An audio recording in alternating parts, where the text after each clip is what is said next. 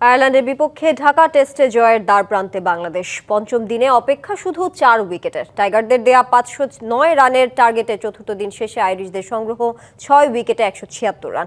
সাকিবকে টপকে দেশের হয়ে সর্বাধিক টেস্ট উইকেট নেয়ার কীর্তি গড়েছেন তাইজুল ইসলাম।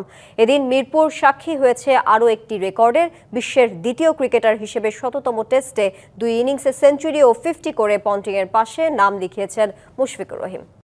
শত শত রান, পার্টনারশিপ, স্পিন ভেলকি, ব্যক্তিগত রান, মিরপুর টেস্ট উপহার দিচ্ছে আদর্শিক টেস্ট ক্রিকেট আমেজের। মুশির শততম এই টেস্টে বাংলাদেশের অর্জনের পাল্লাটাও কম ভারী নয়। তবে প্রাপ্তির খাতায় আছে কিছু অপ্রাপ্তি। শেষ দিনে কিসের অপেক্ষায় বাংলাদেশ?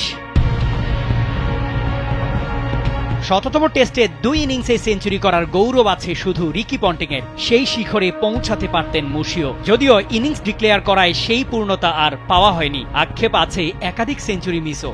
মুমিনুল সাদমান তো বটেই, উইকেটে থিতু হয়েও মাইলফলকটা ছুঁতে পারেননি জয়ও। ফিল্ডিংয়েও আছে কিঞ্চিত আক্ষেপ। বেশ কিছু ক্যাচ মিস না হলে হয়তো টেস্টটা শেষ হয়ে যেতে পারত আজই। মাইলফলকের সামনে দাঁড়িয়ে তাইজুলও, তবে আক্ষেপ না। তার ক্ষেত্রে পঞ্চম দিনটা হবে অপেক্ষার। আরেকটা উইকেট তুললেই বনে যাবেন বাংলাদেশের ইতিহাসের প্রথম টেস্ট বোলার হিসেবে 250 উইকেট শিকারী প্রথম খেলোয়াড়। মুশি লিটনের সেঞ্চুরি, মুরাদ তাইজুলের ঘূর্ণি আর আয়ারল্যান্ডের প্রতিরোধের প্রবল চেষ্টা মিরপুর টেস্টকে দিয়েছে পাস মার্ক। হোম অফ ক্রিকেটের উইকেটের বদনামও ঘুঁচেছে। পঞ্চম দিনটাই অপেক্ষা শুধু একটা জয়ের। তাহলেই হয়তো পূর্ণতা পাবে মুশির শততম টেস্ট। ম্যাচ জয় নয়, দুর্বল প্রতিপক্ষ যেহেতু পাওয়াই গেছে, তাই ব্যাটিংটা একটু বেশি সময় ধরে প্র্যাকটিস করা যাক। আগের দিন আয়ারল্যান্ডকে ফলো অনে না ফেলে নিজেরাই যখন ব্যাটিং করতে নামলো বাংলাদেশ, তাদের মনোভাব মনে হয়েছিল এটাই।